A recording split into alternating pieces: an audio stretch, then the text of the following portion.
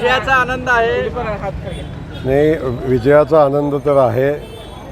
आज सातारा आणि सांगली विधान परिषद मतदारसंघातनं पहिल्यांदा भारतीय जनता पक्षाचा उमेदवार निवडून आलेला आहे. राज्याचे मुख्यमंत्री आदरणीय देवेंद्र फडणवीस साहेबांना मनापासून धन्यवाद.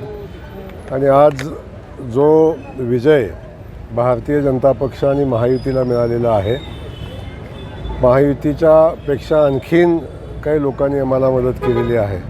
ज्या लोकांनी या निवडणुकीमध्ये धैर्यशील दादा कदमांना निवडून आणण्यासाठी मदत केली, त्या सगळ्यांचं मनापासून धन्यवाद, त्यांचे मनापासून आभार.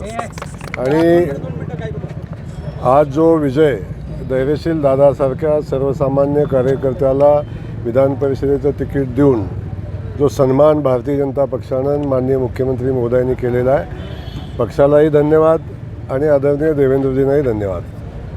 थोडीफार मते कमी पडली, कारण आपलं 650 मतदान होतं, पण विरोधकांना 190 मतदान त्यांचं होतं, तरी सुद्धा त्यांना 294 मतं मिळाली. कुठेतरी मतं असं 100 मतं फुटली आहेत अशी चर्चा आहे. ती मतं गेलेली आहे ती शोधून काढणार. मला आम्हा सगळ्यांना आता विजयाचा आनंद घेऊ द्या. आम्ही विजयाचा आनंद साजरा करू. मतं मिळालेली आहेत, परंतु मी पहिल्या दिवसापासून देवेंद्रजींच्या सूचना होत्या की महायुती म्हणून आपल्याला निवडणूक लढवायची आहे. परंतु कसलीही परिस्थिती निर्माण झाली, कुठल्याही परिस्थितीत निवडणूक जिंकायची आहे. त्यामुळे आलेल्या सोबत घेऊन गेलेला नमस्कार करून ही निवडणूक जिंकण्याचा संकल्प आम्ही केलेला होता. आणि मला वाटतं तो संकल्प पूर्ण झालेला आहे. 301 मताने मिळालेला हा विजय आहे. मला वाटतं सांगली स्थानिक स्वराज्य संस्थेच्या इतिहासामध्ये एवढ्या मोठ्या फरकाने मिळालेला हा पहिला विजय आहे. त्यामुळे आपण त्या विजयाचा आनंद घेऊया.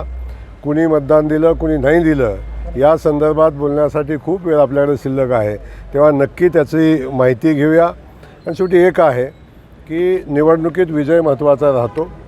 आणि यामध्ये अनेक लोकांचा निवडणुकीमध्ये कोण मदत करतं, कोण पाठीमागच्या काय उसण्या गोष्टी असतात त्या पूर्ण करायचा प्रयत्न करतो, कोण, या सगळ्या गोष्टी चालत राहतात राजकारणामध्ये. त्यामुळे ह्या सगळ्या गोष्टी आम्ही स्वीकारलेल्या आहेत. परंतु आता धैर्यशील दादांचा विजय झालेला आहे, याचा खूप मोठा आनंद आहे. खास करून मला अधिकचा आनंद आहे की धैर्यशील दादांच्या सोबत गेल्या 15 वर्षापासून मी काम करतो आहे. आणि एक सगळ्यांना सोबत घेऊन जाणारा, आपण जिथं आहोत त्या ठिकाणी सगळं देणारा, आणि अलीकडच्या कालखंडामध्ये भारतीय जनता पक्षामध्ये जिल्हाध्यक्ष म्हणून आणि त्यानंतर समन्वयक म्हणून, निवडणूक प्रमुख म्हणून त्यांनी केलेली कामगिरी, सगळ्या सातारा जिल्ह्यासारख्या सगळ्या नेत्यांचा समन्वय साधण्याची यांची कला, या सगळा विषय आपल्या महत्त्वाचा होता. आणि त्यांनी तो सातत्यानं ते कसब त्यांच्यामध्ये आहे.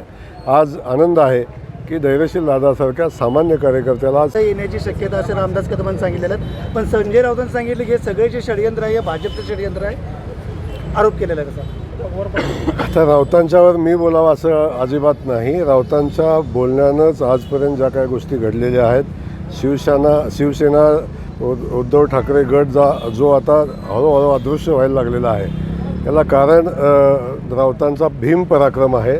त्यामुळे अधिकचं न बोलता आपण आज विजयाचा आनंद साजरा करू आणि जे नवीन लोक येत आहेत आपल्यासोबत त्यांचं स्वागत करू. कारण 10 आमदारसुद्धा त्यांनी सांगितलेलं की ठाकरे गटाचे आमचे स्वतःचे 10 आमदारसुद्धा शिवसेनेत प्रवेश करतील एकनाथ शिंदे, असं संजय राऊतांनी स्वतःहून सांगितलेलं आहे प्रेसमध्ये. नाही, अशा अनेक गोष्टी होतील. मला वाटतं याची त्यांना पूर्वकल्पना आहे, कारण त्यांनी जे काम केलेलं आहे आणि त्या कामातनं काय फळ मिळणार आहे त्यांना कल्पना आहे. जी जगतापांची 100 मतं व्यास केला जाईल, हिशोब केला जाईल. आता राजकारणामध्ये अभ्यास करायचा असतो, पण निवडणुकीपूर्वी करायचा असतो. आणि अभ्यास केल्यानंतर पुढं काय घडतं वेगळा विषय आहे. परंतु राजकारणामध्ये आमचे नेते आदरणीय देवेंद्र फडणवीस साहेबांनी आम्हाला हिशोब ठेवायला लागतो एवढं मात्र शिकवलेलं आहे.